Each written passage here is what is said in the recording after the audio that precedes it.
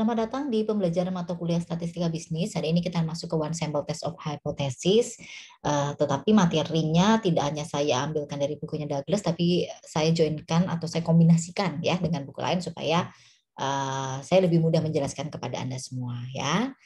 Mungkin nanti ada beberapa contoh yang menggabungkan one sample sama satu sampel test ya. Oke, kita lihat dulu di sini. Apa sih tujuan pembelajarannya ya? Jadi tujuan pembelajarannya tentu saja yang pertama Anda diharapkan bisa menentukan hipotesis ya, bisa membuat hipotesis begitu, lalu bisa melakukan pengujian hipotesis. Yang kedua menjelaskan prosedur pengujian hipotesis 5 langkah ya. Lalu membedakan uji hipotesis satu sisi dan uji hipotesis dua sisi ini nanti mudah sekali teman-teman harus bisa ya. Lalu melakukan pengujian hipotesis tentang min populasi, lalu melakukan pengujian hipotesis tentang proporsi populasi, dan yang terakhir menentukan kesalahan tipe 1 atau tipe 2 ya, dan tipe 2 ya. Oke, sebelum kita masuk lebih lanjut ya, kita kenalan dulu nih. Apa janjane apa itu sebenarnya hipotesis ya? Hipotesis kalau saya pribadi, saya lebih senang menyebut hipotesis adalah dugaan sementara ya. Jadi kalau di Metopen, di penelitian ya, pada dasarnya kita menduga sesuatu dan ingin kita buktikan begitu ya. Tapi kita nggak bisa mendefinisikan begitu semudah itu ya. Kalau di statistik sendiri, ini di bukunya Douglas, hipotesis adalah pernyataan tentang nilai parameter populasi yang dikembangkan untuk tujuan pengujian. Ya, jadi artinya ada sesuatu yang bisa kita uji nih lebih lanjut nih, gitu ya. Contoh hipotesis yang dibuat tentang parameter populasi adalah yang pertama pendapatan bulanan rata-rata untuk analis sistem adalah $3.625 ya. Lalu yang kedua, 20% dari semua pelanggan di Bovin Shop House kembali untuk makan lagi dalam waktu 1 bulan. Nah, contoh yang kedua ini lebih mudah dijelaskan bagaimana kita membuat hipotesis. Kalau dilihat dari data ini, 20% dari semua pelanggan itu bisa balik lagi. Kita pengen kepo dong. Kalau misalnya kita sebagai ownernya ya, kita pengen kepo. Ini pelanggan yang balik lagi ke resto kita ini, pada dasarnya alasannya apa? Karena makanannya enak kah? Atau suasananya kah? Atau kalau sekarang misalnya tempatnya Instagramable kah? Nah, karena kita kepo, apa alasan si pelanggan ini balik lagi? Ya kita bikin hipotesis ini gitu. Nanti ingin kita buktikan gitu loh. Bener nggak nih 20% gitu. Nanti 20% nanti kita kembangkan lagi apa sih alasannya. Nah, gitu. Jadi dari data ini kita bisa menduga sesuatu yang nanti pengen kita buktikan gitu. Itu bahasa paling mudahnya ya. Tadi hipotesis, sekarang pengujian hipotesis. Pengujian hipotesis adalah suatu prosedur ya, prosedur berdasarkan bukti sampel. Nah, tadi ada buktinya ya. Buktinya apa? Buktinya tadi yang pendapatan, rata-rata pendapatan, lalu buktinya 20% si konsumen balik lagi ya. Dan teori probabilitas digunakan untuk menentukan apakah hipotesis merupakan pernyataan yang masuk akal dan tidak boleh ditolak. Jadi kalau masuk akal bisa dibuktikan, ya nggak boleh ditolak ya. Atau tidak masuk akal dan harus ditolak. Begitu. Kalau nggak masuk akal, nggak bisa dibuktikan, ya harus ditolak gitu ya. Nah, ada 5 langkah penentuan hipotesis. Yang pertama adalah buat dulu nih hipotesisnya. Ya, nanti di hipotesis kita mengenal ada yang namanya hipotesis nol dan hipotesis alternatif ya. Lalu yang kedua, kita akan memilih tingkat signifikansinya. Kita bisa pakai 1%, 5%, dan 10% ya. Itu mengenai tingkat keyakinan kita ya. Lalu langkah ketiga, mengidentifikasi uji statistiknya ya. Lalu langkah keempat, memformulasikan rules decision-nya. Baru yang kelima kita buat kesimpulan. Nah, kesimpulannya nanti endingnya adalah menolak H0 atau menerima H0. Kalau H0 ditolak, maka H alternatifnya diterima. Kalau H0-nya diterima, maka H alternatifnya ditolak. Ya, jadi harus pilih salah satu, nggak boleh pilih dua-duanya, nggak boleh serakah di sini. Ya, you harus pilih salah satu. Kita. Nah, saya buat yang paling sederhana nih. Ada 5 langkah dalam prosedur uji hipotesis. Yang pertama, merumuskan hipotesis. Ya, ada H0-nya, ada alternatifnya. Lalu yang kedua, menentukan nilai kritisnya. Nilai kritis itu tadi loh, tingkat signifikansi. 1%, 2%, atau 5%. Kok 2%? Sorry. 1%, 5%, dan 10%. Ya. Lalu yang ketiga, menentukan nilai hitungnya. Ya. Lalu yang keempat, membuat keputusan. Dan yang kelima, membuat kesimpulan. Jadi semudah itu sebenarnya. Ya. Nah, ada beberapa hal yang perlu Anda ingat-ingat nih, yang perlu Anda pahami mengenai H0 dan H alternatif. H0 kita nyebutnya hipotesis nol atau kalau di Inggrisnya null hypothesis ya. Lalu kalau H1 nih, guys gini. Sometimes hipotesis alternatif ini bisa disimbolkan dengan HA atau H1 gitu. Jadi nanti kalau teman-teman misalnya menemukan soal ada terusnya H1, jangan bingung ya, H1 itu sama dengan H alternatif, atau bahkan misalnya loh, kalau hipotesisnya lebih dari satu, nanti H1-nya bisa jadi H1 tambah lagi ada H2, H3, itu sama aja hipotesis alternatif. Yang tidak berubah H0 nanti. Ya H0-nya kalau mau ditambah misalnya H01, H02, H03 tergantung hipotesisnya ada berapa. Tapi H1 itu sama dengan hipotesis alternatif atau HA. Bisa disimpulkan seperti itu, ya. H0 dan H1 saling eksklusif dan lengkap secara kolektif, ya. H0 selalu dianggap benar, ya, kayak perempuan aja dianggap benar, ya. Lalu H1 memiliki beban pembuktian, jadi harus dibuktiin, gitu, ya. Nah, sampel acak atau N digunakan untuk menolak H0. Jika kita menyimpulkan jangan menolak H0, ini tidak berarti bahwa hipotesis 0 benar, ya. Jadi belum berarti hipotesis 0 ini selalu benar, enggak juga. Nah, kita pengen buktiin kalau cukup bukti artinya H0 nanti harus bisa diterima. Tapi kalau tidak cukup bukti, ya berarti kita H0-nya bisa kita tolak gitu, ya. Jadi pembuktian pada dasarnya seperti itu. Nah, kesetaraan selalu menjadi bagian dari H0. Jadi gini guys, kalau nanti hipotesis itu bisa dalam bentuk pernyataan, kalimat begitu, bisa juga dalam bentuk simbol, ya. Nah, simbol sama dengan, lebih besar sama dengan, dan lebih kecil sama dengan, itu selalu menjadi H0. Jadi kalau ada kesetaraan dan sama dengan, ya, itu pada dasarnya bagian dari H0, ya, harus masuk ke H0. Sedangkan kalau tidak sama dengan, ya, lalu lebih kecil atau lebih besar, nah ini selalu menjadi bagian dari H1, ya, atau H alternatif istilahnya begitu, ya. Jadi kalau sama dengan, lebih besar sama dengan, lebih kecil sama dengan, itu masuk ke H0. Lalu kalau tidak sama dengan, lebih kecil atau lebih besar, itu merupakan bagian dari H alternatif, ya. Oke. Kita akan coba lihat ya, kita coba step by step prosedur pengujian hipotesis. Langkah pertamanya buat H0 dan buat H alternatifnya. Ada contohnya nih ya. Contohnya misalnya sebuah perusahaan rokok melaporkan kepada Departemen Tenaga Kerja bahwa pendapatan rata-rata per minggu karyawan di perusahaan adalah 450.000. Ya, guys gini. Kalau tidak ada pernyataan lebih besar dari atau kurang dari, maka bisa dipastikan hipotesisnya adalah sama dengan. Jadi H0-nya sama dengan, H alternatifnya tidak sama dengan. Nah, ini masuk ke uji dua sisi, tapi nanti dulu biar teman-teman nanti paham ya. Jadi ini bisa dipastikan bahwa H0-nya adalah sama dengan, H alternatifnya adalah tidak sama dengan. Oh iya apa Bu? Benar apa Bu? Nah, kita lihat nih. Rumusan hipotesis menjadi seperti ini ya. H0 mu sama dengan 450.000. Alternatifnya mu tidak sama dengan 450.000. Karena tidak ada pernyataan apapun. Tidak ada pernyataan tentang kurang dari atau lebih dari. Nah, kalau sama dengan dan tidak sama dengan ini bisa dipastikan ini adalah uji dua sisi. Uji dua sisi kalau teman-teman kemarin sempat saya singgung ya di bab sebelumnya. Jadi kalau kita buat kurva distribusi itu kayak gunung itu ya. Lalu kalau dua sisi itu ada dua ekor. Jadi sisi kiri sama sisi kanannya itu ada dua ekor. Nah, itu namanya dua sisi. Nah, sama dengan dan tidak sama dengan itu masuk ke uji dua sisi, ya. Oke. Baik. Nah, kalau soalnya bentuk pernyataannya menjadi seperti ini. Jika pengujian dilakukan terhadap pernyataan hipotesis bahwa penghasilan rata-rata per minggu karyawan lebih dari 450.000. Nah, ini uji satu sisi namanya. Ya, uji satu sisi. Pernyataan hipotesisnya berbeda. Pernyataan hipotesis menjadi seperti ini. Saya keluarin dulu semua biar teman-teman nggak bingung. Ya, H0-nya mu kurang dari 450.000. Nah, justru posisi yang mau kita buktikan nih kita lihat di sini nih. H alternatifnya lihat nih. H alternatifnya mu lebih dari 450.000. Tuh, ya, lebih dari 450.000. Oke. Baik. Catatan, tanda yang seperti ini menyatakan tidak lebih dari atau kurang dari lah, sama aja ya, tidak lebih dari. ya.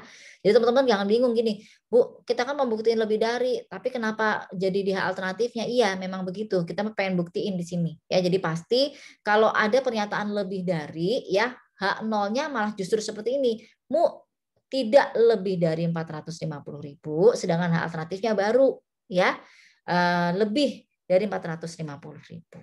Gitu ya. Oke, baik. Nah, ini uji satu sisi kanan. Kenapa? Karena lebih dari ya, uji satu sisi kanan. Jadi teman-teman boleh diingat-ingat uji satu sisi kanan ya. Sedangkan pernyataan yang selanjutnya, jika pengujian dilakukan terhadap pernyataan atau hipotesis bahwa penghasilan rata-rata per minggu karyawan kurang dari 450.000. Satu sisi lagi nih guys, sisi kiri karena kurang dari. Nah, oke. Maka hipotesisnya menjadi seperti ini. H0 mu begini ya. Oke, tak keluarin dulu deh. Oke, baik nih.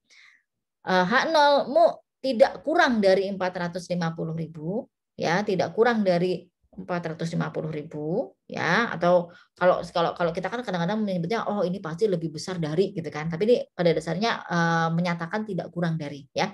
Lalu H alternatifnya baru nih kan nih menyatakan kurang dari ya. H alternatifnya baru nih ya. Kurang 450.000. Jadi teman-teman jangan bingung. Jadi kalau lebih dari pasti seperti ini ya. Lalu kalau kurang dari pasti hipotesisnya akan menjadi seperti ini ya. Oke, tanda yang ini ya menyatakan tidak kurang dari gitu ya. Oke, jadi ingat ada pengujian hipotesis ada 3 ya, dua sisi, yang tadi yang simbolnya sama dengan dan tidak sama dengan. Lalu yang satu sisi ada 2 nih, sisi kanan pernyataannya lebih dari, sisi kiri pernyataannya kurang dari ya, simbolnya akan menjadi seperti ini gitu ya. Oke, baik, kita lanjutkan. Langkah selanjutnya, memilih tingkat signifikansi. Tadi saya sudah menyebutkan, kita bisa milih 1%, 5%, dan 10%. Nah, tingkat signifikansi menunjukkan probabilitas kesalahan yang mungkin akan terjadi dalam pengambilan keputusan. Kalau kita sangat yakin bahwa hipotesis kita atau yang kita lakukan pembuktian kita ya, pembuktian hipotesis kita ini memang ya, tingkat keyakinan kita tinggi, kita bisa kok pakainya cuma 1%. Gitu. Jadi kita yakin bahwa paling gue salahnya 1% doang gitu. Jadi gue yakin bahwa apa yang gue buktiin ini benar gitu. Tapi kalau misalkan kamu so-so ya bisa pakai 5%. Nggak yakin banget, gue nggak yakin banget deh kayaknya nih. Ya bisa jadi nggak pakai 10% bisa. Karena pada dasarnya 10% adalah probabilitas kesalahan. Jadi kalau kamu cukup yakin, maka tingkat signifikansi yang kamu gunakan paling kecil, justru yang 1%. Gitu ya. Nah, misalnya alfanya 5%, artinya probabilitas kesalahan menolak hipotesis 0 pada H0 tersebut benar adalah 5%. Nanti kita masih bisa belajar itu tuh nanti di kesalahan tipe 1 atau tipe 2 gitu ya. Untuk uji hipotesis rata-rata, pengujian dengan sampel besar itu kita pakai distribusi Z, sedangkan sampel kecil ya kita pakai T. Seperti biasa, sampel besar itu dinyatakan kalau N-nya lebih besar dari 30, lebih besar sama dengan dari 30, sedangkan yang sampel kecil kurang dari 30 gitu ya. Langkah 3-nya memilih uji distribusinya ya. Jadi ingat tadi kita bisa pakai Z, kita bisa pakai T ya. Kalau sampel besar kita pakai Z, sampel kecil kita pakai T. Nanti ada rumusnya ya. Nah, guys, pada dasarnya kita juga bisa menggunakan apps ya. Jadi kita bisa menggunakan software untuk menghitungnya. Nanti coba saya sisipkan bagaimana cara membacanya supaya teman-teman nanti kalau dapat soal dengan soal tuh tinggal sudah dengan apa namanya contoh perhitungan, teman-teman bisa bacanya, bisa analisisnya gitu ya. Bisa pakai Amos juga, bisa pakai SEM juga, bisa pakai EViews juga ya, bermacam-macam sebenarnya saat ini ya. Oke, langkah yang keempat mengambil keputusan ya. Keputusannya itu pada dasarnya begini, menerima H0 atau menolak H0. Kalau menerima H0 maka H alternatifnya ditolak ya. Tapi kalau menolak H0 maka H alternatifnya diterima. Nah, dasar pengambilan keputusan adalah melihat letak nilai Z hitung atau nilai T hitung di daerah kurva normal. Gitu ya. Daerah penerimaan H0 dan daerah penolakan H0 pada kurva distribusi normal tergantung dari pengujian dilakukan. Tadi teman-teman sudah saya sampaikan bahwa ada 3 pengujian hipotesis nih. Ada yang 2 sisi, ada yang 1 sisi, sisi kanan dan sisi kiri. Ya, kalau 2 sisi ada 2 ekor ya, buntutnya ada 2 nih kanan kiri. Sedangkan yang 1 sisi ekornya cuma 1 sisi kanan tok. Sedangkan yang 1 sisi tadi 1 sisi kanan ya. Lalu kalau 1 sisi kiri itu ekornya cuma di sebelah kiri tok, 1 tok gitu ya. Nah, pengujian 2 sisi rumusan H alternatifnya pernyataannya adalah seperti ini. Gitu. Tadi kan sudah ada tuh di depan tuh ya. Jadi kalau 2 sisi H alternatifnya tuh H1-nya menjadi seperti ini tandanya. Sedangkan yang 1 sisi kanan akan menjadi seperti ini. Lihat ya tadi tuh. Ya, benar kan? Nah, sama kan? Sedangkan yang sisi kiri tandanya menjadi seperti ini H alternatifnya. Gitu. Itu pakem. Ya, jangan terlalu kreatif nanti bikin tanda sendiri, enggak ya. Oke. Baik. Nah, bagaimana menolak dan menerima H0? Nih, caranya seperti ini nih. Bikin kurvanya ini kalau 2 sisi seperti ini ya. Kalau 2 sisi nanti ada 2 nilai kritis plus minus di sini ya. Lalu kalau di daerah tengah-tengahnya maka daerah penerimaan H0. Sedangkan kalau di buntutnya, di ekornya, maka ini daerah penolakan H0. Ini penerimaan H0 di tengah, yang buntutnya di sini ada di penolakan H0 ya. Selanjutnya adalah 1 sisi kanan dulu di sini ya. Sisi kanan tadi ya, ekornya cuma di sisi kanan 1 dan plus. Aduh, sebentar ini saya kenunu. Nah, ini dia nih. Sisi kanan ya, cuma 1 tok, ini namanya uji 1 sisi kanan. Daerah penerimaan H0-nya adalah sisi kirinya, daerah penolakan H0-nya adalah sisi kanannya. Gitu ya. Selanjutnya uji 1 sisi kiri. Ekornya cuma 1 di sisi kiri dan pasti minus di sini nilainya. Penerimaan H0-nya di sisi kanannya, lalu daerah penolakan H0-nya sisi kirinya gitu ya. Bu, saya masih bingung loh. Yo, belum ada contoh soalnya. Yuk kita lihat contoh soalnya dulu ya. Yuk kita lihat di sini ini misalnya nih ya. Misalnya pengujian dilakukan terhadap hipotesis bahwa upah rata-rata karyawan per minggu sebesar 450.000 ya. Pengujian menggunakan sampel besar, pakai Z nih ya. Lalu di sini diasumsikan bahwa nilai Z-nya sudah Z kritisnya sudah dapat 1,96 nih pakai 5% nih ya. Rumusan hipotesis 0 dan hipotesis alternatifnya adalah menjadi seperti ini. Karena tidak ada statement lebih besar atau lebih kecil, maka bisa dipastikan ini adalah uji 2 sisi pakai sama dengan. Nah, jadi seperti ini nih ya. H0-nya adalah mu sama dengan 450.000. Lalu H alternatifnya mu tidak sama dengan 450.000. Ya, karena ini 2 sisi. Oke, maka kalau diminta untuk menggambarkan karena 2 sisi ada 2 ekor nih ya. Gambar gunungnya dulu, ekor kanannya adalah plus 1,96, ekor kirinya adalah minus 1,96. Ini 2 sisi. Kalau cuma 1 sisi kanan cuma ada 1 doang di sini ya. Lalu kalau sisi kiri 1 doang ya, cuma ada minus 1,96 karena 2 sisi ada dua-duanya ya. Yang di tengah-tengah adalah penerimaan, di ekornya penolakan H0 gitu. Saya lanjutkan. Langkah 5 membuat kesimpulan ya. Kesimpulan dibuat berdasarkan keputusan yang diambil. Jika menerima H0, kesimpulan berdasarkan hipotesis yang terdapat di dalam H0. Sedangkan jika menolak H0, kesimpulan berdasarkan H alternatif. Misalnya rumusan hipotesisnya adalah, kalau kita lihat begini ya, H0 mu sama dengan 450.000, H alternatifnya mu tidak sama dengan 450.000. Kalau nanti misalnya, sebentar tak buat coret-coretan. H0-nya diterima, guys, misalnya loh ya, H0-nya diterima. Oke, mana sih? Nah, H0-nya diterima. Oke. Kalau H0-nya diterima, otomatis H alternatifnya ditolak. Ini saya coret. Maka kesimpulannya nanti, maka benar, rata-ratanya 450.000. Ya, bahwa pernyataan mengenai rata-rata populasi 450.000 dibenarkan secara statistik. Itu kalau H0-nya diterima. Ya, oke, selanjutnya. Baik. Sebentar, ini kok melengsing kemana-mana ini. Oke.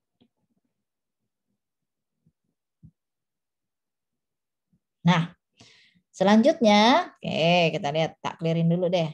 Nah, kalau misalnya H alternatifnya yang diterima, oke. Kalau H alternatifnya diterima, maka H0-nya ditolak. Tak coret nih biar nggak bingung. Maka kesimpulannya adalah nggak benar. Nggak benar. Jadi artinya memang bukan 450.000. Tidak sama dengan 450.000. Jadi kesimpulannya bahwa pernyataan mengenai rata-rata populasi 450.000 tidak dibenarkan secara statistik gitu ya. Jadi semudah itu ya guys ya. Tapi kita harus latihan. Kalau nggak latihan bingung nanti ya. Oke. Ini sama aja nih sebenarnya tadi ya, biar nggak bingung sudah saya jelasin tadi, tapi rumus T hitungnya bisa menjadi seperti ini ya. Jadi X bar dikurangi dengan mu dibagi dengan standar deviasi dibagi dengan akar N. Sama ini juga seperti itu ya. Oke, baik saya lanjutkan lagi. Ini rumus untuk apa namanya pengujian proporsi. Nanti mungkin saya di slide-slide belakang itu nanti ada rumus bukan beda ya tapi alternatif gitu loh. Jadi kan rumus kan kita bisa kembangkan. Nah, gitu ya.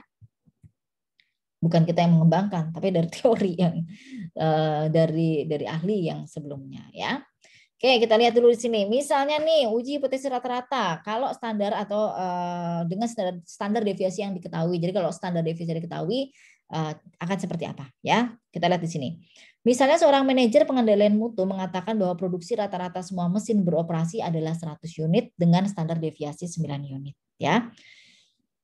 Seorang peneliti ingin membuktikan pernyataan tersebut.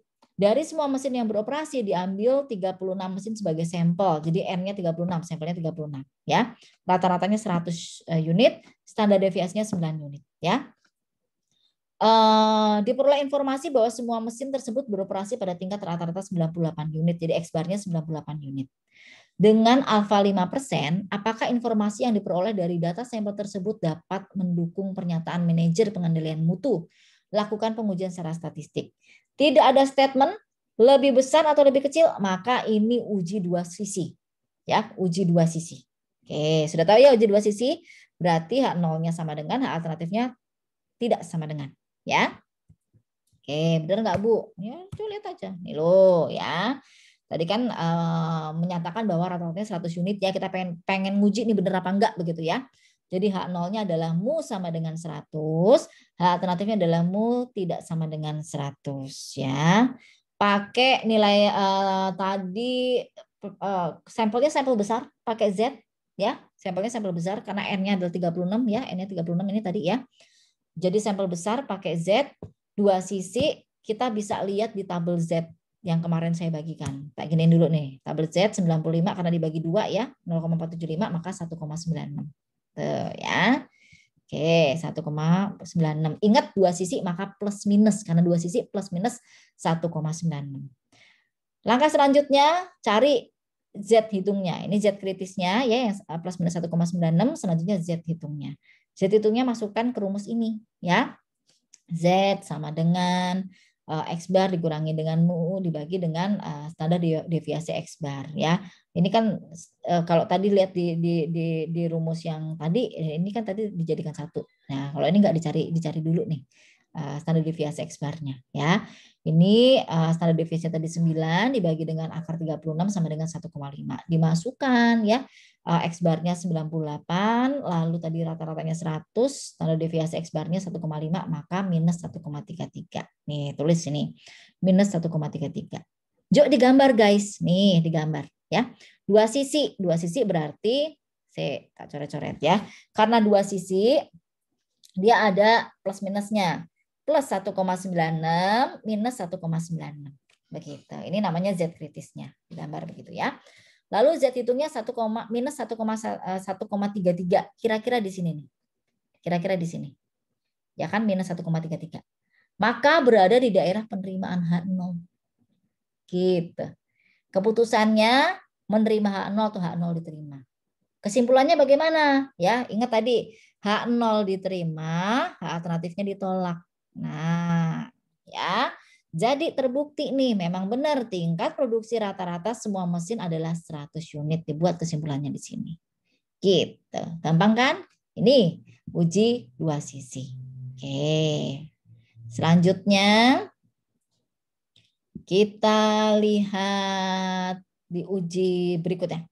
Oke. Sebentar. Nah, Selanjutnya kita lihat di sini ya, ada contoh soal yang lain. Sebuah perusahaan mempekerjakan 200 karyawan ya. Jadi N besar, kalau kita diminta untuk cari N besarnya adalah 200 karyawan. Suatu penelitian dilakukan untuk membuktikan pernyataan hipotesis bahwa upah rata-rata per hari karyawan di perusahaan tersebut lebih dari 55.000. Oh, dapat dah nih. Lebih dari 55.000 satu sisi kanan. Kenapa? Karena statementnya ini loh, guys. Nih lebih dari 55.000. Ya, sorry, ini kagak rata nih, ya. Jadi satu sisi kanan, ya.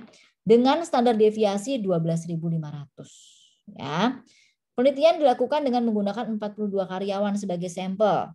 Berdasarkan sampel tersebut, rata-rata upah per hari karyawan adalah 58.420.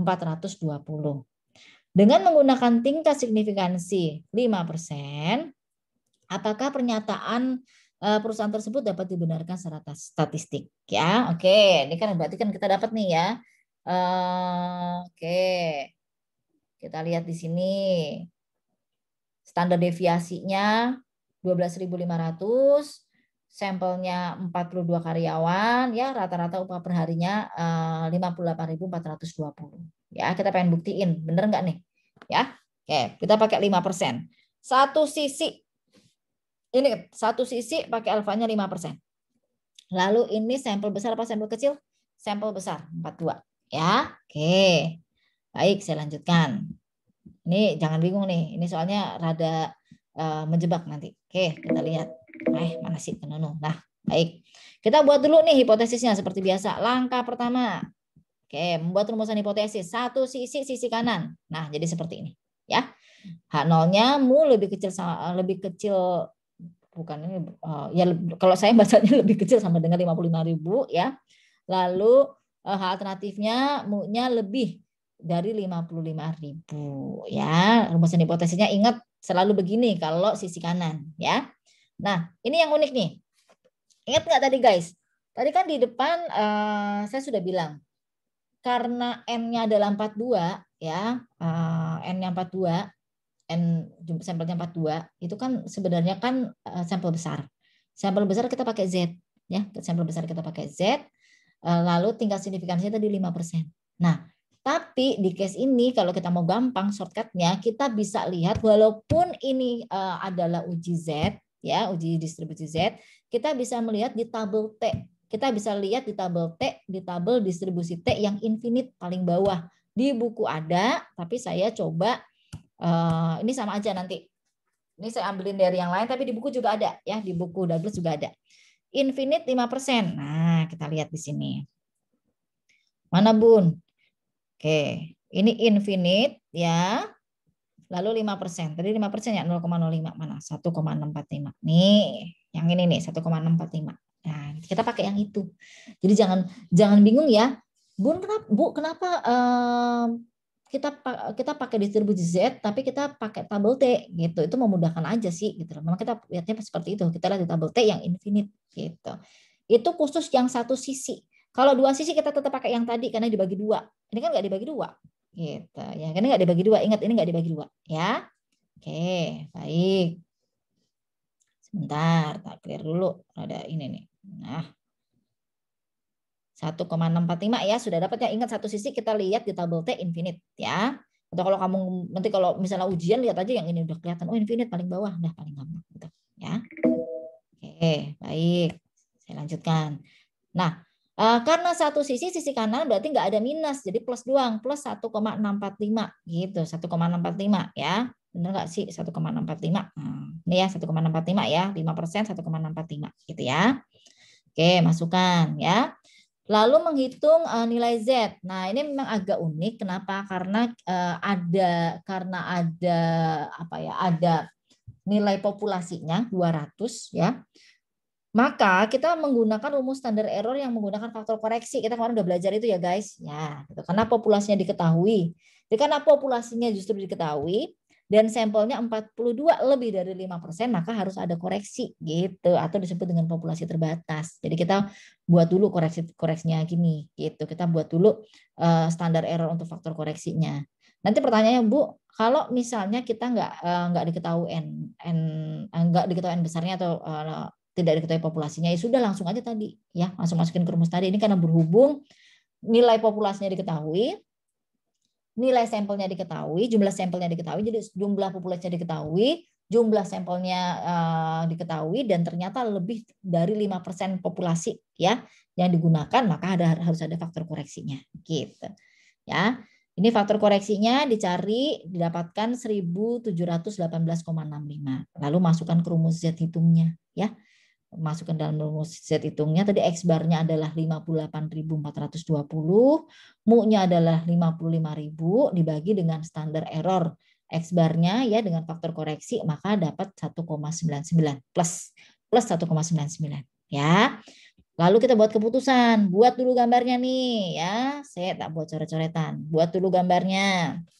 Ya, gambar gunung karena satu sisi kanan tokdel. Nah, sisi kanan tokdel plus 1,645 ya. Z nilainya Z hitungnya nilainya 1,99. Nah, maka posisinya di sini nih. Kira-kira 1,99 ya. Nah, di sini kan berarti di daerah penolakan H0. Oke, jadi keputusannya menolak H0 gitu ya. Kalau gitu kesimpulannya apa Bu? Kesimpulannya berarti H0-nya ditolak, coret nih guys ya. Coret. Jadi yang dibaca yang ini gitu ya. Kalau yang dibaca yang itu artinya adalah upah rata-rata per hari karyawan di perusahaan tersebut lebih dari 55.000. Lah kan ini kan apa namanya simbolnya kan lebih dari gitu. Jadi benar ya, benar lebih dari 55.000 karena hak alternatifnya yang diterima. Jadi kalau hak nolnya ditolak, yang kita buat kesimpulan adalah hak alternatifnya. Gitu guys ya. Oke, baik, saya lanjutkan. Masih. Nah, oke. Selanjutnya kasus uji hipotesis rata-rata dengan standar deviasi yang diketahui ya. Jadi ini kita main di uji hipotesis rata-rata ya. Misalnya suatu biro travel menyatakan bahwa waktu yang diperlukan untuk menempuh perjalanan dari kota A ke kota B adalah 12,3 jam. Penelitian ini menggunakan eksperimen sebanyak 6 kali perjalanan sebagai sampel. Waktu tempuh dari 6 kali percobaan tersebut diperoleh sebagai berikut ini. Jadi perjalanan pertama 13 jam, perjalanan kedua 14 jam, perjalanan ketiga 12 jam, perjalanan keempat 16 jam, perjalanan kelima 12 jam, dan perjalanan keenam 11 jam. Begitu ya. Oke. Pada pengujian ini misalnya menggunakan tingkat signifikansi 5%. Prosedur pengujian atas hipotesis tersebut adalah sebagai berikut ya. Oke, bentar sih. Kita lihat dulu. Eksperimennya sebanyak 6 kali, jadi sampelnya 6 ya. Lalu menempuh perjalanan kota A dan ke kota B adalah 12,3 jam ya. Lalu tingkat signifikansinya 5%. Oke, ini sampelnya sampel kecil pakai tingkat signifikansinya 5%. Oke, yuk kita lihat. Baik. Kalau tadi ada pernyataan bahwa rata-rata kira-kira 12,3 jam nih ya. Dan tidak ada pernyataan lebih dari kurang dari, maka dipastikan ini adalah uji dua sisi ya. Maka rumusan hipotesisnya menjadi seperti ini.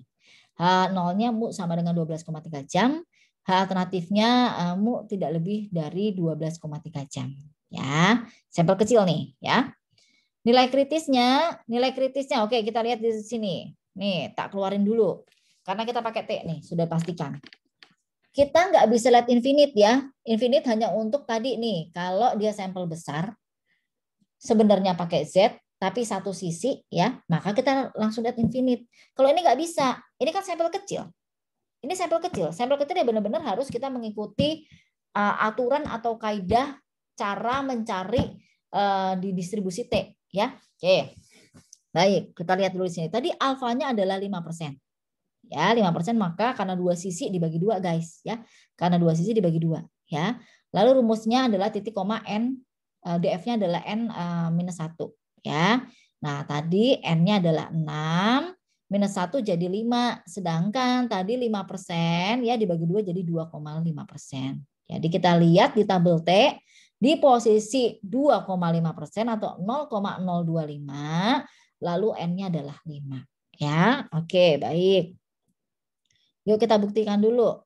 Nah, guys, saya baru sadar, makanya kemarin kenapa teman-teman bingung ya. Kalau saya pribadi, saya lebih senang lihat yang ini sih. Nih, posisinya yang di one tail ini. Ya, gitu. Jadi nanti kalau kita lihat di one tail, tidak dibagi dua ya kita lihat posisinya di 0,05 misalnya. Tapi kalau dibagi dua kita lihatnya di 0,025 ya. Saya memang agak tidak memperhatikan yang atas dan bawahnya. Jadi confidence level intervalnya, lalu two tails-nya ini kadang-kadang malah bikin bingung. Jadi saya lihat posisinya di sini ya. Karena tadi sudah dibagi dua 0,025 ya. Oke, saya bentar tak iniin. Karena sudah dibagi dua 0,025. Oke, nih ya. Lalu DF-nya tadi 5. Oke. Ya. 0,025, DF-nya 5. Kita lihat ketemunya di mana. Nih, ketemunya di sini. 2,571. Ya, 2,571. Ingat, dua sisi otomatis plus minus 2,571. Oke, ya. Tak clearin dulu. Mana nih? Oke. Balikin. Ya. Kudu sabar ini memang. Mana sih? Nah, ini dia ya. Plus minus 2,571 gitu ya. Oke, misalnya mau gambar dulu, Ibu aku mau gambar dulu, boleh, monggo. Gambar dulu ya, gambar dulu nih ya. Digambar dulu, lalu sisi kanannya adalah plus 2,571, sisi kirinya minus 2,571. Yuk selanjutnya mencari nilai hitung. Nilai kritisnya udah dapat tadi, sekarang nilai hitungnya. Nilai hitungnya masukin ke rumus nih. X bar-nya tadi berapa sih? 13 ya. Bu, 13 dari mana? Ya rata-rata tinggal dihitung tadi nih. Ini kan kudu di rata-rata, bentar. Biar teman-teman nggak bingung. Nih. Ini kan kudu di rata-rata nih 13 tambah 14 tambah 12 tambah 16 tambah 12 tambah 11 dibagi 6. Nah, itu hasilnya adalah 13 ya. Jadi nggak perlu saya jelaskan. Oke. 13 lalu tadi mu-nya adalah 12,3 dibagi dengan 0,73. 0,73 dapatkan dari ini nih ya, tadi standar deviasi X bar-nya ya. Standar deviasinya 1,79 dibagi dengan akar 6 didapatkan 0,73. Ambil kalkulator cek lah ya, harus dicek. Maka T hitungnya adalah 0,959 gitu ya. Oke, kita buat keputusan dulu. Tak buat coret-coretan. Bentar tak gesek. Nah, ini dia. Oke, baik. Tadi posisinya kita ada 2 ya, plus 2,571 sama minus 2,571 nilai kritisnya. Lalu nilai T hitungnya adalah 0,959. Kira-kira di sini 0,959. Maka keputusannya H0 diterima karena posisinya adalah di penerimaan H0. Gitu ya. H0 diterima. Kesimpulannya apa? H0 diterima, H alternatif ditolak. Ya, jadi yang dibaca iki tok til ya. Ini yang dibaca ya guys ya. Nah, berarti kan terbukti sama dengan ya. Jadi kesimpulannya adalah waktu rata-rata dari kota A ke kota B adalah 12,3 jam atau benar-benar terbukti secara statistik 12,3 jam. Begitu ya. Gampang. Oke, saya teruskan.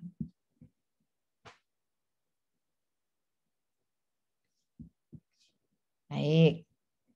Nah, kalau perhitungan di komputer, nah, penak Ki. Jadi nanti kalau ada soal guys, ya kalau ada soal, lalu saya munculkan hasil perhitungannya dengan komputer, yo nggak usah ngitung, ya nggak usah ngitung. Anda cuma tinggal lihat aja cara bacanya gimana, ya.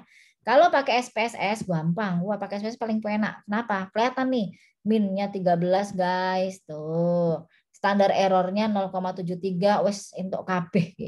Standar deviasinya 1,79 dapat semua. Ya, dapat semua udah. Misalnya mau tambah lagi sampel variance-nya dapat 3,2 ya. Lalu count-nya 6 atau sampelnya 6 tadi. Ya. Oke, jadi semuanya langsung bisa dapat. X bar-nya 13. Standar deviasi sampelnya adalah 1,79. Tadi kesalahan standar rata-rata sampelnya 0,73, semuanya udah dapat gitu, penak ya. Lalu kalau SPSS kita lihat di sini. Jadi sama aja. Min nih, rata-ratanya nih 13. Ya, N-nya 6. Tuh, cara baca ngono. Standar deviasinya 1,79 atau 1,78888 banyak dibuletin jadi 1,79. Standar error min-nya 0,73 sama kabeh. Sama semua. Penak. Tuh, ya. Wah, bisa lagi tambah lagi nih. T hitungnya, dapat T hitungnya. Jadi teman-teman nggak usah cari ngitung manual yang tadi itu lo masukin ke rumus, enggak, udah dapat nih. Tuh, ya.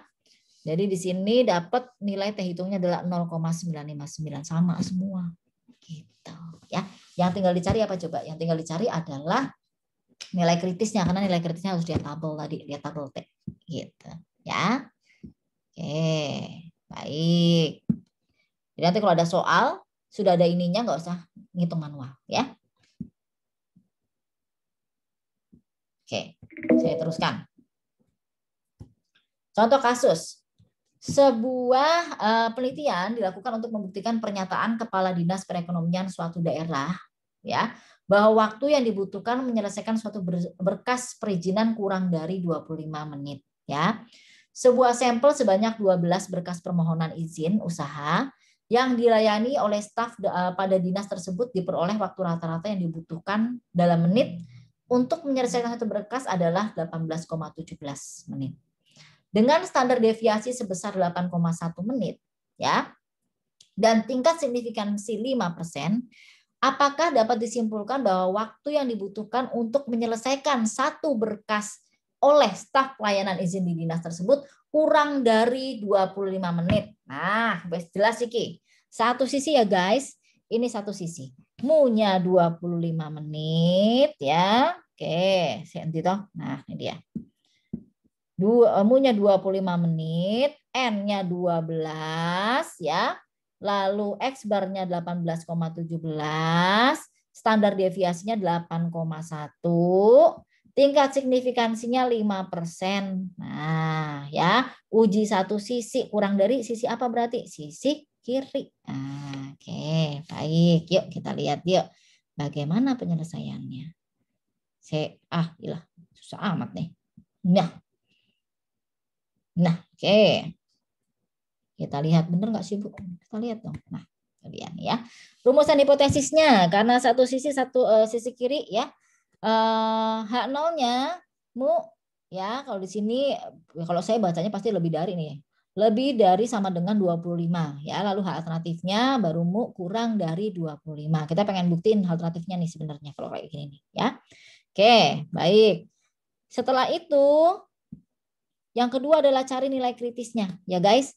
Nilai kritisnya tadi berapa sih sampelnya tadi? 12 ya. 12 satu sisi. Nah, ini yang unik guys. Kalau sudah tahu satu sisi berarti nggak harus dibagi dua. Ya, kalau tadi kan nilai kita cari T kritis yang dua sisi kan dibagi dua nih. Kalau satu sisi nggak usah dibagi dua. Jadi kalau kita pakai 5% ya kita lihatnya di 5%. Sekali lagi, kalau kita pakai 5% ya kita lihatnya di 5%. Ya, DF-nya tetap N-1. Ya, DF-nya tetap N-1 ya, karena posisinya tak coret-coret wes biar teman-teman nggak bingung. Kita pakai 5%. Sorry ya guys, ini tulisan saya memang julek.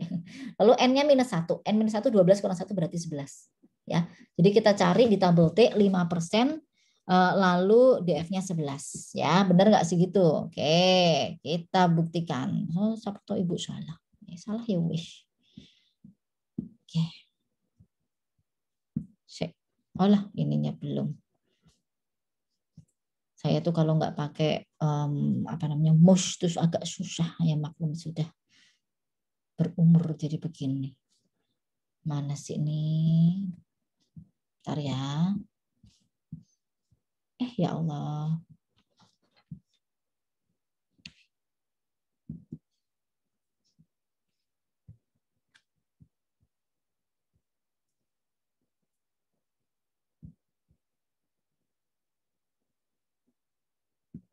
Alah, nah, sorry ya.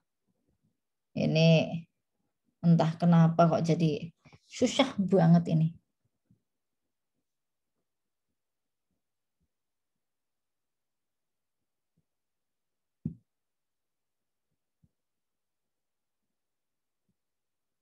Nah, akhirnya.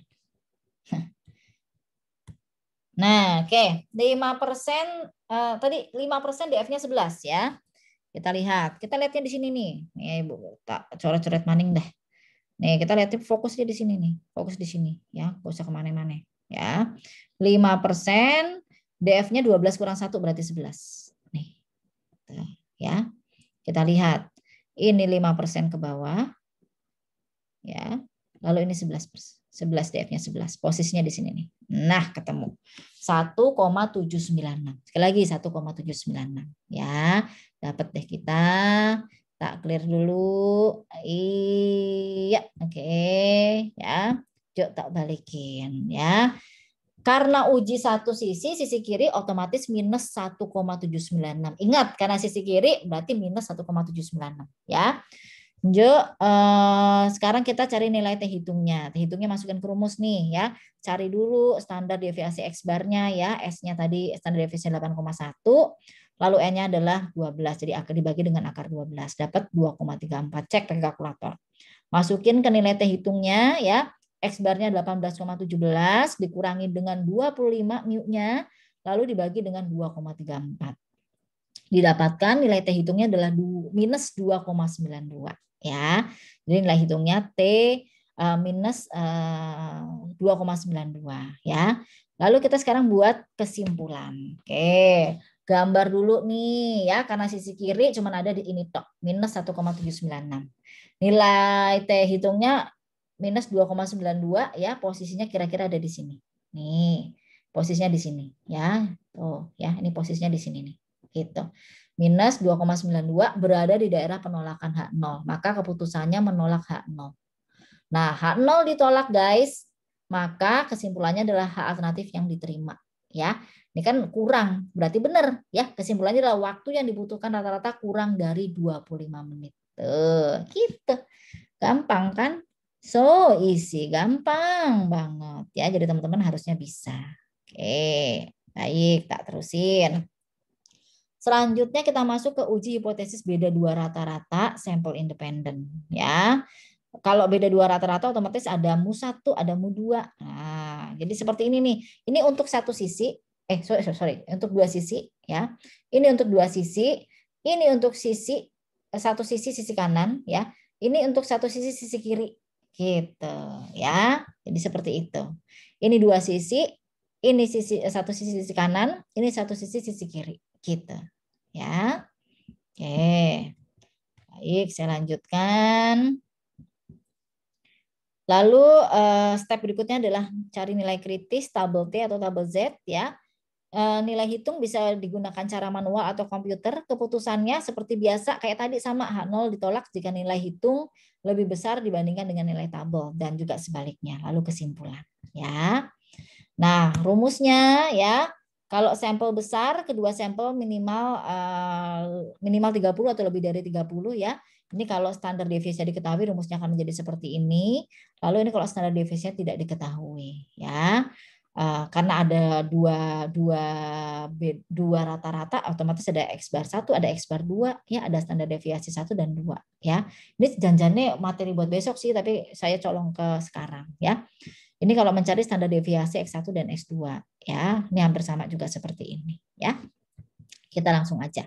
Lalu ke sampel kecil. Kalau sampel kecil rumusnya seperti ini ya. Salah satu atau kedua-duanya sampel kurang dari 30. Jadi kalau ada kan karena kita mau membandingkan dua sampel, tapi kalau ada salah satu sampel ini ternyata kurang dari 30 itu termasuk sampel kecil ya. Kita bisa pakai rumus ini. Ya, T-nya adalah X bar 1 dikurangin X bar 2, standar deviasi X1 dan X2 sama aja sebenarnya. Nah, tapi nanti akan jadi lebih panjang aja ininya, ya. Nyari standar deviasinya. Oke. Baik. Contohnya ya, kita lihat di sini. Misalnya seorang manajer pemasaran suatu produk kosmetika ingin mengetahui apakah terdapat perbedaan antara volume penjualan rata-rata per hari pasar 1 dan pasar 2. Berdasarkan informasi yang lalu, standar deviasi volume penjualan di pasar 1 adalah 20 unit dan di pasar 2 adalah 30 unit. Setelah dilakukan observasi selama 40 hari terakhir di kedua pasar tersebut, diperoleh informasi bahwa volume penjualan rata-rata setiap hari di pasar 1 adalah 214 unit dan di pasar 2 adalah 202 unit. Jadi ada dua data nih, pasar 1 sama pasar 2 ya. Dengan menggunakan tingkat signifikansi 5%, apakah sampel mendukung hipotesis bahwa tidak terdapat perbedaan volume penjualan rata-rata setiap hari di pasar 1 dan pasar 2? Tidak dapat perbedaan, pasti uji dua sisi.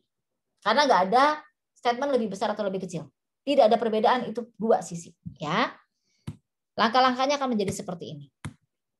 Rumusan hipotesisnya ya. Karena dua sisi, hipotesis 0 yang diajukan adalah mu1 sama dengan mu2, artinya rata-rata pasar 1 sama dengan rata-rata pasar 2 ya. Alternatif yang diajukan adalah rata-rata pasar 1 tidak sama dengan atau berbeda dengan pasar 2 gitu. Jadi simbolnya adalah seperti ini. Selanjutnya kita lihat di sini. Tadi sampelnya berapa sih? N1-nya 40, N2-nya 40. Oh sama, berarti kita pakai sampel besar. Pakai sampel besar berarti pakai Z. Karena dua sisi, sampel besar 5% gampang. Ya, langsung lihat di tabel Z. Tabel Z yang ini. Gitu. Karena dibagi 2 kan 0,475, dapat langsung 1,96. Kita langsung lihat tabel Z yang ini. Ingat, karena ini dua sisi. Ya, kalau satu sisi nanti beda lagi. Lihat di infinite, di tabel T. Ya. Oke, baik. Lalu mencari nilai hitungnya. Nilai hitungnya masukin dulu nih. Sebelumnya cari dulu standar deviasi X1, X2 ya. Ini semua ada di soal ya. Jadi standar deviasi untuk pasar 1 20 ya. Lalu standar deviasi untuk pasar 2 adalah 30. N-nya sama-sama 40. Ya, diakarkan, dikuadratkan, jangan lupa yang ini hasilnya 5,7. Masukkan ke menghitung Z hitungnya. Ya, tadi X1 barnya adalah 214.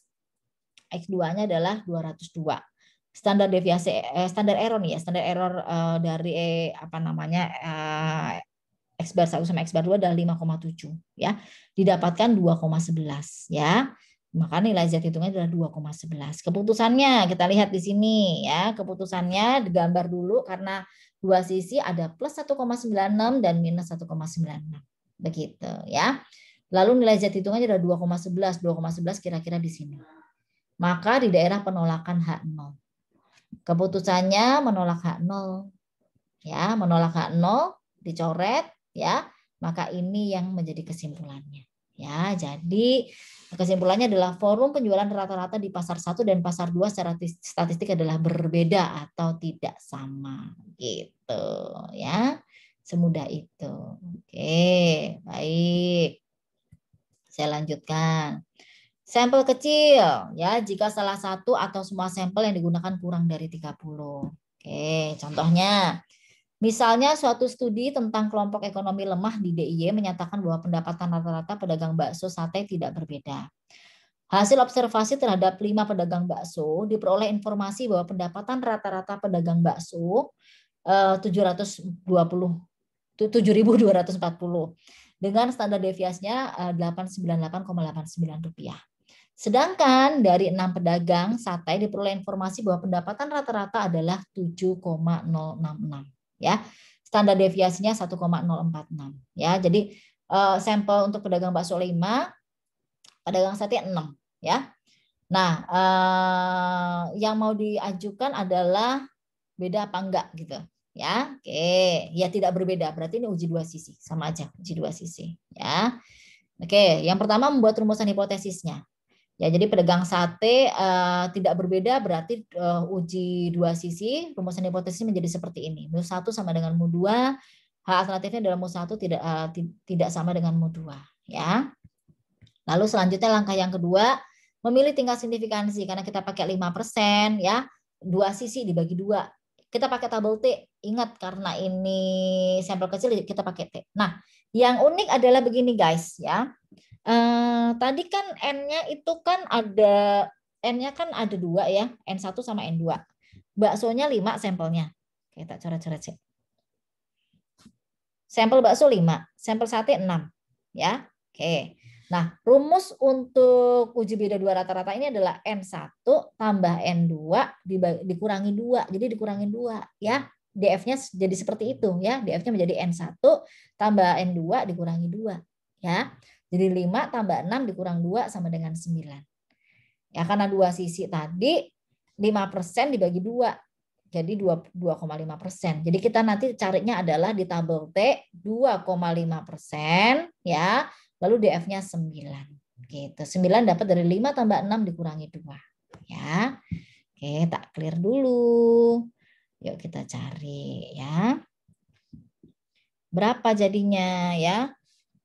Oke, posisinya tadi berarti 2,5% ya, 2,5%, lalu 9. Nah, di sini 2,5%, 9.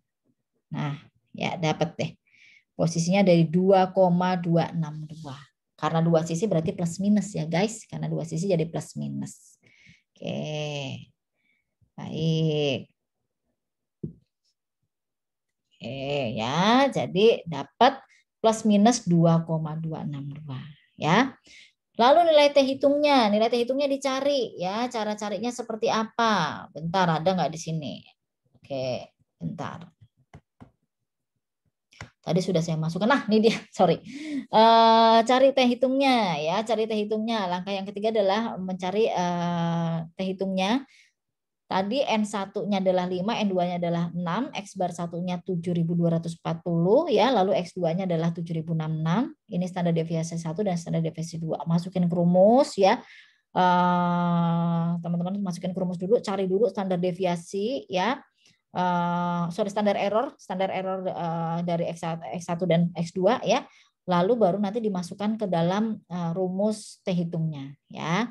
Setelah dapat standar errornya 595,53 ya, baru masukkan ke dalam rumusnya ya. Tadi X bar 1-nya 7.240, X bar 2-nya adalah 7.066, standar errornya 595,53, didapatkan T hitungnya adalah 2,291. Sekali lagi 0,291. Sudah dapat T tabel, sudah dapat nilai kritis ya, sudah dapat nilai hitungnya. Langkah selanjutnya membuat keputusan ya. Membuat keputusannya kita bisa buat gambar ya.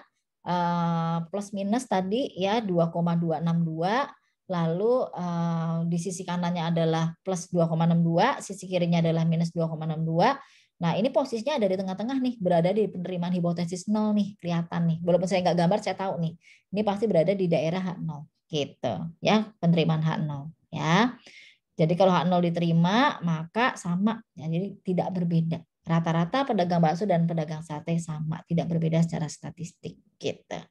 Ya. Nih analisisnya nih tadi nih, tak keluarin semua aja. Nih kan ya, di posisinya sama gitu. Nah, ini kalau Anda ditampilkan apa namanya cara perhitungan dengan Excel. Cara bacanya seperti apa? Gampang banget ih. Saya senang bah kalau begini. Ini kelihatan nih ya. Jadi rata-rata baksonya 7.240, rata-rata satenya 7.006 ya. Lalu sampel N1-nya 5, N2-nya adalah 6 ya. Variance-nya ini ya. Nilai T hitungnya adalah 0,291 sama tadi ya. Nah, enaknya kalau pakai Excel apa guys? Enaknya kalau pakai Excel kita bisa lihat nilai kritisnya. Cara bacanya begini, nilai kritis kalau one tail ya, kalau uji satu sisi dapatnya ini 1,833 ya. Sedangkan nilai T kritisnya kalau two tail ya, uji dua sisi dapatnya ini. Sama kan? 2,262. Kalau pakai Excel kita bisa langsung dapat gitu ya, 2,262. Gak usah cari T hitungnya, gak usah cari T kritisnya, semuanya sudah ada di sini. Langsung bisa buat analisisnya gitu ya. Nah, saya lanjutkan. Selanjutnya, nah kalau cara membaca di SPSS, nah akan menjadi seperti ini ya. Cara membaca di SPSS kita lihat di sini. Sebentar, tingkat signifikansi DF-nya 9, oke. T hitungnya 0,291 sama ya. Jadi T hitungnya sudah langsung dapat ya. Tapi T kritisnya nggak bisa, T kritisnya harus kita cari lagi. Tetap kita cari di T tabelnya, di tabel distribusi T. Jadi kita cuma bisa lihat ini doang nih. Ya, kita cuma bisa lihat nilai T hitungnya saja 0,291 sama dengan tadi. Ya, oke, tak clearin dulu. Oke, nah, dah sama 0,291 ya, sama aja nih. Baik. Nah, jenis-jenis kesalahan dalam pengujian hipotesis. Kalau tadi ya ada tipe kesalahan 1 dan tipe kesalahan 2. Tak keluarin dulu aja semua ya.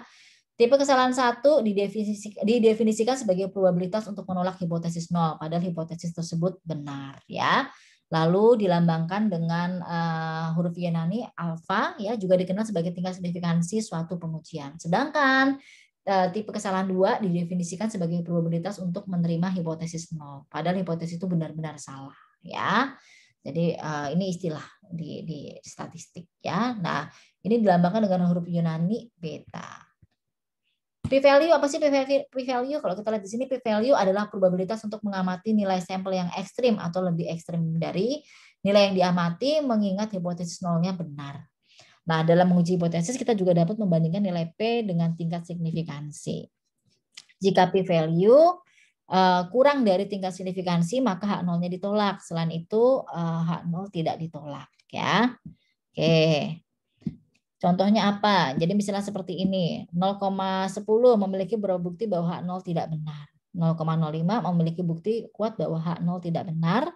Lalu yang ketiga, 0,01 memiliki bukti yang sangat kuat bahwa H0 tidak benar. Dan 0,001 memiliki bukti yang sangat kuat bahwa H0 tidak benar. Saya ajarin minggu depan. Ya, ini nanti 2 minggu lagi di pengujian regresi. Nah, ini kita akan belajar mengenai nilai p-value. Gitu, salah satunya. Ya. Nah, ini untuk uji hipotesis proporsi, rumusnya adalah seperti ini, ya. Jadi ada population proportion, ada sample proportion dan sample size-nya, ya. Ini kita sudah pernah belajar juga ya nilai Z-nya, jadi kita bisa langsung saja. Nah, analisisnya sama, kita uji dulu hipotesisnya, ya. Jadi mau uji satu sisi, dua sisi, ya. Lalu nilai kritisnya kita menggunakan tabel Z, nilai hitungnya dengan rumus ya keputusannya H0 ditolak jika nilai hitungnya absolut lebih besar dibandingkan nilai tabel absolut. Ya, kita pakai H0-nya misalnya kalau dua sisi ya berarti pi-nya sama dengan alternatifnya tidak sama dengan. Sedangkan yang ini dua sisi. Ini dua sisi ya. Jadi sama dengan sama tidak sama dengan, yang satu sisi kanan akan jadi seperti ini. Ya sama aja nih sebenarnya. Yang membedakan tadi pakai mu, ini pakai pi. Gitu aja, ya. Oke.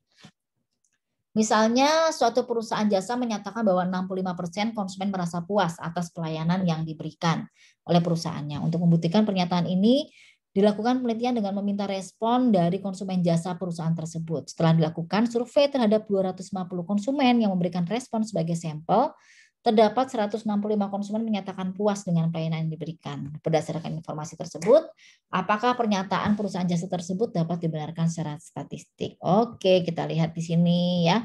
Kita dapat rumusan hipotesisnya.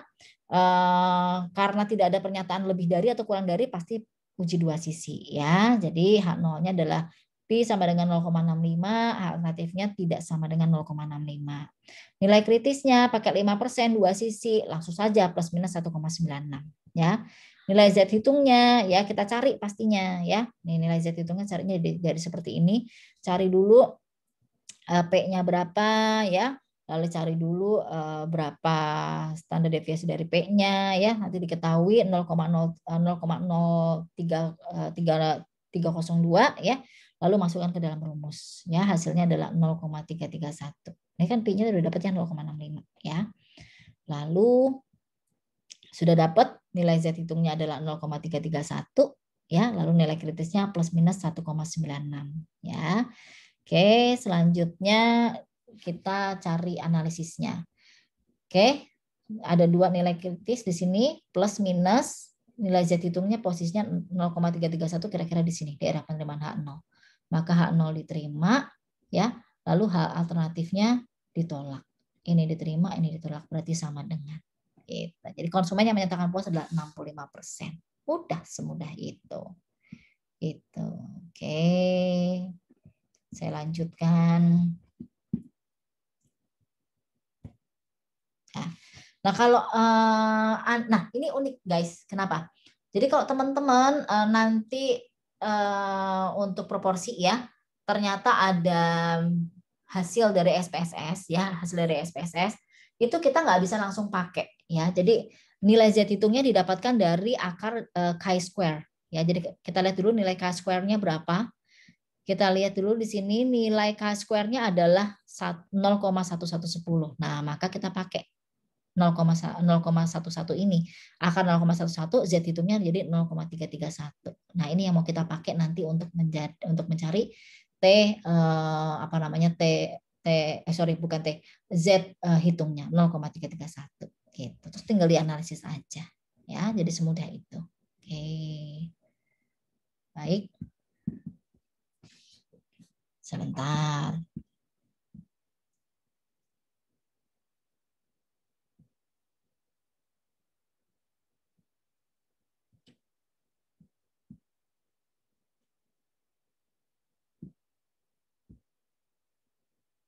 Nah, oke. Jadi semudah itu ya. Oke. Ini tak lewatkan saja. Ini sama ya sebenarnya, tapi ini uji satu sisi kiri. Sama kok tuh ya. Tapi jangan lupa karena kalau satu sisi kiri nilai Z-nya otomatis harus lihat di tabel infinite ya. Karena satu sisi nggak dibagi dua. Infinite di tabel T. Sama aja. Tuh ya. Baik.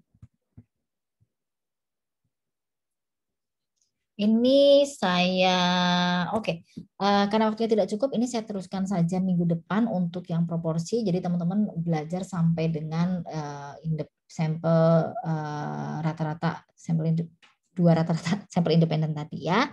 Oke, baik. Sebentar, tak ini kan dulu. Keluarkan dulu ya biar teman-teman nggak bingung ya. Oke, terima kasih. Kita teruskan lagi minggu depan ya teman-temannya. Kita akan belajar nanti, kita akan ngurang mengenai proporsi dan juga populasi ya untuk uji hipotesisnya. Terima kasih.